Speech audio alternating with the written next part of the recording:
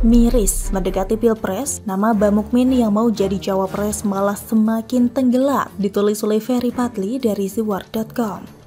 Sebelum kita lanjut, jangan lupa subscribe dan nyalakan loncengnya agar Anda menjadi yang pertama mendapatkan informasi dari jurnal terupdate. Mendekati Pilpres, memang biasanya suka muncul capres atau cawapres digoreng dadakan 5 ribuan. Mereka tidak punya latar belakang yang jelas, malah terkadang punya rekam jejak yang buruk. Tidak punya basis massa dan elektabilitas nol. Tiba-tiba muncul dan menyatakan siap bertarung di Pilpres. Sebagai contoh, capres digoreng dadakan di Pilpres 2014 lalu adalah Rhoma Irama.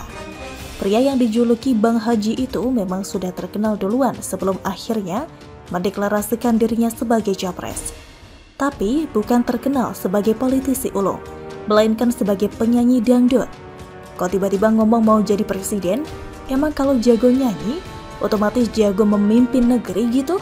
Tidak, Ferguson. Belum lagi rekam jejaknya yang buruk masih ada di ingatan masyarakat.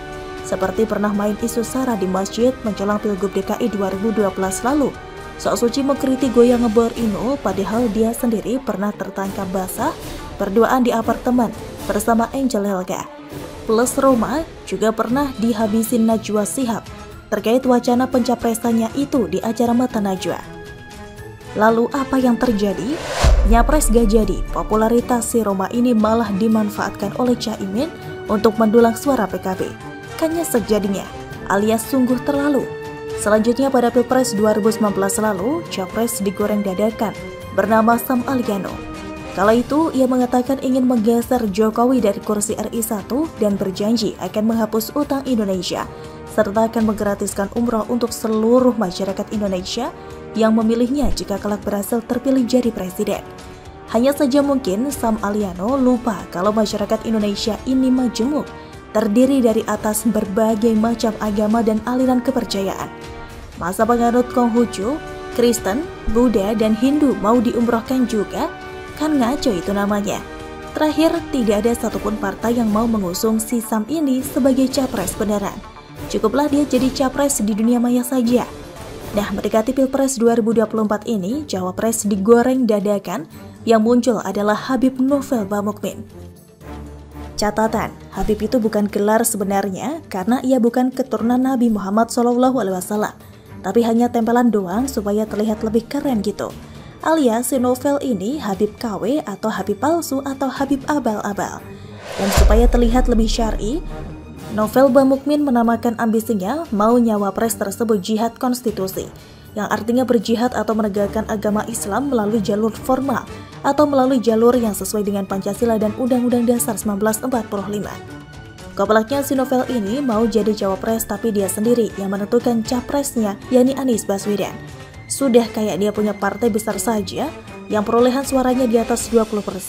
Padahal cuma bermodalkan suara dari PA212 doang.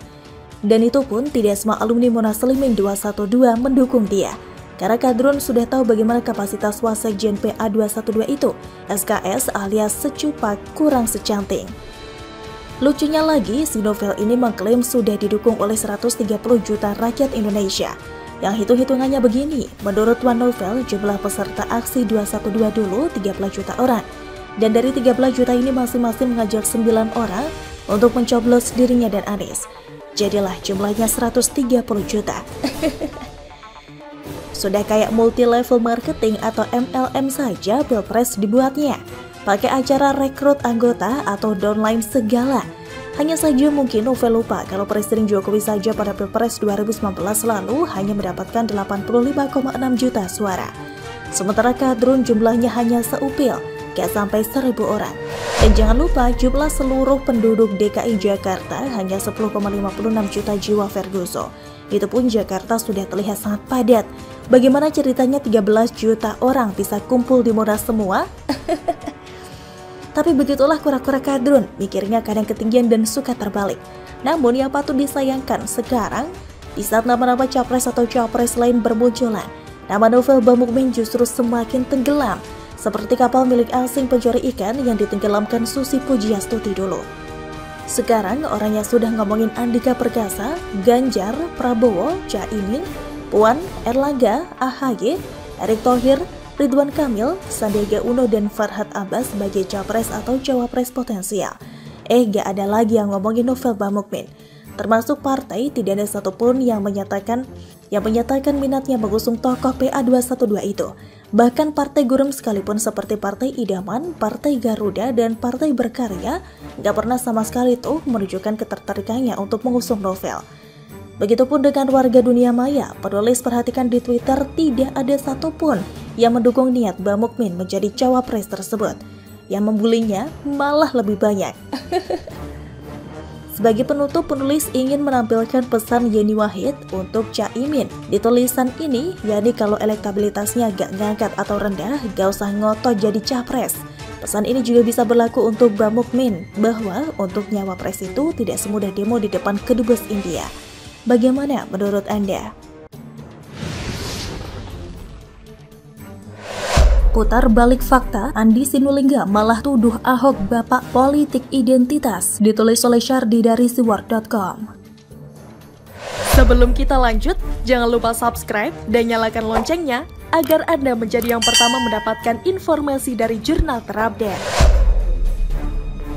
Aktivis Kolaborasi Warga Jakarta atau KWJ, Andi Sinulinga, membantah sebuah pernyataan bahwa Anies Baswedan adalah bapak politik identitas. Adalah Denny Siregar yang menyebut bahwa Anies Baswedan sebagai bapak politik identitas Indonesia. Gak usah cuci Anies dengan slogan tidak ingin terjebak di politik identitas, Pak. Jika konsisten dengan ucapan, mulailah dengan tidak memilih Anies sebagai capres nantinya. Dialah bapak politik identitas Indonesia, kata Denny Siregar. Sebelumnya, dia juga menyebut bahwa bapak politik identitas ini ada di DKI Jakarta.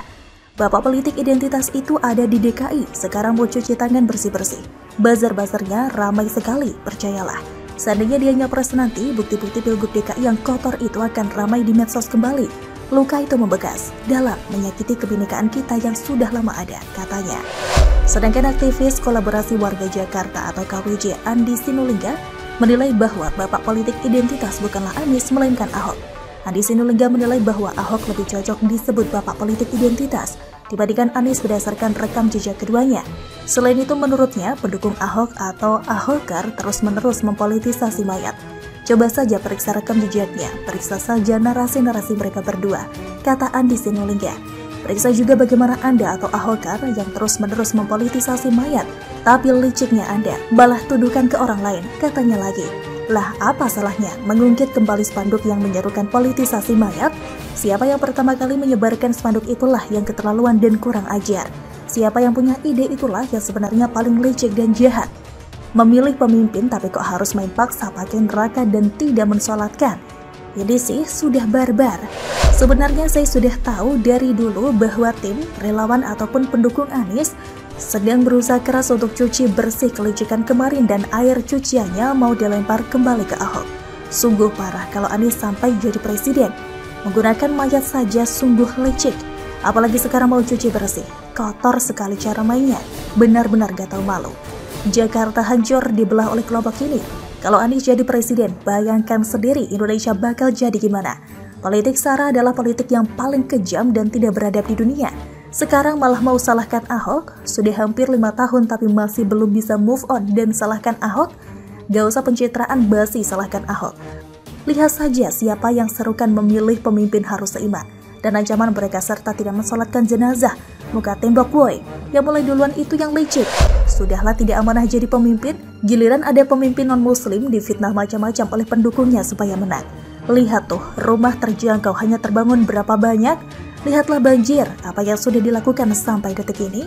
Lihatlah Formula E, berapa banyak anggaran tak jelas digelontorkan terus. Bahkan katanya ada tambahan 90 miliar rupiah untuk komitmen fee. Lihatlah uang rakyat, banyak dipakai untuk kelebihan bayar sejumlah proyek. Apakah pemimpin ini bisa disebut amanah? Jangan pikir dengan menyalahkan Ahok dan pendukungnya, maka udah Anies bisa bersih. Justru ini semakin menjijikan dan bikin banyak orang mau muntah. Sudahlah licik, malah salahkan orang lain. Ini double licik. Coba kalau Ahok mau nyapres, saya yakin politik identitas akan mencapai puncaknya. Dan tentu saja pelakunya tidak jauh-jauh dari kelompok sebelumnya yang memainkan isu ini di Pilkada DKI. Kadrun bakal keluar dari sarangnya secara masif. Masih mau ngelak? Pret. bisa dipungkiri bahwa Anies menang karena dukungan dari kelompok intoleran. Berawal dari ucapan Ahok lalu di demo berjilid-jilid, muncul spanduk provokatif politisasi mayat. Lalu seruan haram memilih pemimpin kafir. Itu fakta dan sekarang kita tidak akan tinggal diam soal ini. Apalagi begitu jijiknya mereka mau mencuci bersih noda licik tersebut.